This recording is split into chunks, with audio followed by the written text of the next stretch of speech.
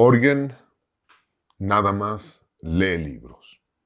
Orgen no es práctico, solo teoría. Orgen no sabe de lo que habla. ¿Y quién es? Ego tenebris. Ego tenebris. Orgen.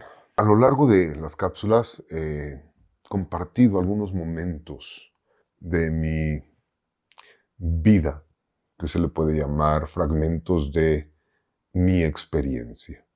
Ya te he contado que fui un niño con ciertos privilegios, no económicos, pero privilegios de conocer personas muy especiales. Desde muy niño tuve contacto con los miembros de la Sociedad Mexicana para la Investigación Escéptica, un grupo de intelectuales, un grupo de escritores, de expertos en su área, que se dedicaron a promover el pensamiento crítico y a intentar contrarrestar todo el trabajo de, bueno, si se le puede llamar trabajo, todas estas intenciones de los caraduras, buitres, embaucadores, informando al público. También tuve la fortuna, desde muy pequeño, de estar en contacto con los clubes de ilusionismo en México. Y allí, como una arañita en la esquina, absorbí muchísima información. Después, también tuve la fortuna de ser miembro de diferentes grupos de estudio y de desarrollo. Pero hoy te voy a contar mi historia. En qué momento nace Orgen y toda mi experiencia. El tema, y tal vez lo único rescatable de lo que te voy a platicar, es que debes aprender a no aferrarte. Debes aprender a ser resiliente y a entender los ciclos que la misma vida y el trabajo te obliga a tomar. Yo inicio en este mundo del arte como ilusionista. Mi obsesión fueron los naipes. Fue lograr el control absoluto de los naipes. Vi en una ocasión a un mago argentino que solo tenía una mano que podía mezclar los naipes con una sola mano. Y me obsesioné hasta lograr, aquellos que no conocen de términos ilusionistas, lo van a tener que googlear, me obsesioné por lograr una mezcla faro con una sola mano. Y lo logré después de 10,000 horas de trabajo. Me obsesioné por tener control total de los naipes. ¿Para qué? Para hacer presentaciones públicas. En ese momento entré en una crisis personal, porque me di cuenta que los naipes era exactamente igual, sin importar mi nivel técnico. El público lo percibía de la misma forma. Sacabas los naipes y todos dicen, el truco de las cartitas ya me lo sé. Y entonces entro en una crisis y dejo el ilusionismo por completo. Y empiezo a estudiar las bases de la magia. Y es entonces cuando me inscribo y empiezo a trabajar en varias escuelas de misterio para conocer la estructura de la magia y de la tradición occidental. Mira, yo no me voy a levantar el cuello el día de hoy para decirte que soy un experto, pero sí te puedo hablar de cómo tú puedes llegar a ser un experto. ¿Qué se requiere para ser un experto? Mínimo, debes leer 30 libros sobre un tema específico. 30. Debes estar inscrito en sociedades o grupos o clubes donde puedan intercambiar esta información. Si hablamos de ilusionismo, pues debes leer mínimo 30 libros de ilusionismo y estar en contacto con un club de magos. Bueno, lo mismo sucede con la magia ceremonial y con los grupos de estudio. Y 6 años después de esta crisis, me dan mi grado de iniciación y entonces decido regresar al público. Y entonces por primera vez hago mi aparición en televisión ya como Origen. Y en el programa de En busca de lo desconocido. Búscalo. Aquí mismo en YouTube está el piloto de ese programa, donde por primera vez en la televisión en español se presenta la cirugía psíquica. Sí, lo que hacía Pachita. Sí, lo que hacían los psíquicos brasileiros para embaucar incautos. Y ahí lo que se hizo fue exponer los secretos de este embuste. Un embuste muy peligroso. Al mismo tiempo, empiezo a relacionarme con las personas del teatro importante en México y entonces se lleva a cabo el stunt publicitario para presentar la obra de teatro Houdini, la magia del amor, producida por Antonio Calvo y dirigida por Rafael Perrín. Y se lleva a cabo una sesión espiritista legítima para intentar contactarme con el espíritu de Houdini. Ahí venía una consigna. La consigna era, si se lograba el contacto, yo le entregaría a Antonio Calvo unas partituras que dejó Houdini para que él terminara de desarrollar la obra y poderla presentar 2 años después. Ese día logramos el contacto y se entregó el paquete. Y 2 años después, Antonio Calvo ya estrenó su obra.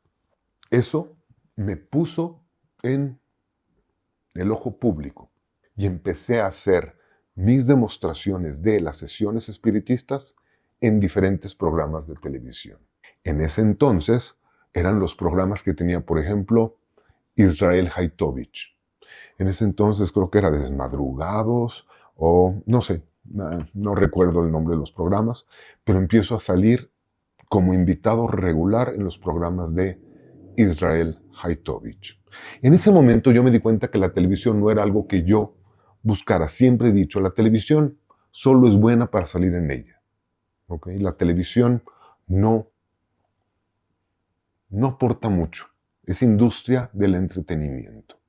Entonces volví a entrar en crisis personal y me recluí de nuevo y empecé a trabajar de forma interna ya los rituales en forma que presenta Aleister Crowley. Después de algunos años y después de lograr el contacto importante, se da la siguiente gran oportunidad, que es en la época de Viva la Mañana. Aquí se dan 2 periodos, mira. Cuando Alfredo Adame estrena Viva la Mañana, antes de la mesa de Adame, invitaba especialistas. Yo fui el primer especialista que invitó a su programa. Su programa de estreno, hicimos una demostración con el oráculo, con la Ouija. Después de eso, yo tuve, por razones personales, profesionales, que mudarme a otro estado de la República y volví a desaparecer de los medios. Me invitaban regularmente a ciertos programas. He estado en programas como Primer Impacto. Estuve, porque fue hace mucho tiempo, estuve en programas, en talk shows de Univisión, no, de Telemundo. Estuve en Él y Ella, estuve en Primer Impacto otra vez, mucho antes con Nino Canún, fui invitado a 2 programas de Nino Canún. Es decir, he estado de manera intermitente invitado en diferentes programas. Juan Ramón Sáenz, cuando estrena La Mano Peluda Televisión, también me invita y empiezo a tener una época muy activa en televisión, tanto de la mano de Alfredo Adame como de su productor, que era Gregorio Ortiz. Es que estoy intentando recordar todos los programas que estuve. Estuve en el programa de TV Azteca, en el programa de Consejo de Mujer, hablando de ocultismo práctico. He estado pues que en casi todos, en su momento. El tema es que nunca me aferré. Cuando desaparece Alfredo Adame, que se va a hacer telenovelas, y se acaba la mesa de Adame, muchos compañeros de la mesa se aferraron y siguen aferrados y no evolucionaron. No aprendieron a soltar. Cuando Adame se va, entonces yo, empiezo a hacer presentaciones públicas. Ya te platiqué de la Moira. La Moira fue por ahí de 1998. Después de que termina la etapa de la Moira, empiezo a hacer demostraciones en teatro y el primer gran espectáculo, si lo quieres llamar así, se llamó Sobrenatural. El segundo, un contacto con lo inexplicable. Después tenemos Insomnia y escribí y presenté más de 10 experiencias únicas en México. Y esto me permitió conocer casi toda la República, incluso di un par de presentaciones en Colombia y en Venezuela, pero no aferrado a la televisión. Entonces, algunos dicen, ahora Orgen se va a dedicar a hacer conferencias y a ganar de eso. No has entendido que ese es mi trabajo, hacer demostraciones públicas, que no tiene nada que ver con lo que estoy haciendo aquí en este canal. Aquí en este canal es otra consigna, inició como otra consigna que es la de estimular y educar al público para que deje de darle su voluntad a los buitres estafadores, que me recuerda la labor noble que hacía la Sociedad Mexicana para la Investigación Escéptica hace más de 40 años. Y en su momento tienes que entender que nada es eterno. Cayó la pandemia en México y la pandemia nos encerró a todos en casa. Los eventos públicos no eran posibles. Y en ese momento hice de nuevo un trabajo de ritual, aquí encerrado en mi estudio, en mi espacio.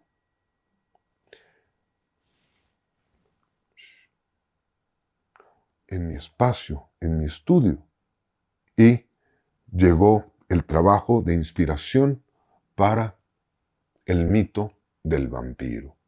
Es una ceremonia, otra vez, es una ceremonia que llevo a cabo con cierta regularidad. Aquellos que se atreven a decir que trabajan de brujos. No es un trabajo, señores. La magia ceremonial no es un trabajo. Yo por eso no mezclo lo que son mis presentaciones públicas con lo que platico aquí contigo. No puedes trabajar embaucando personas.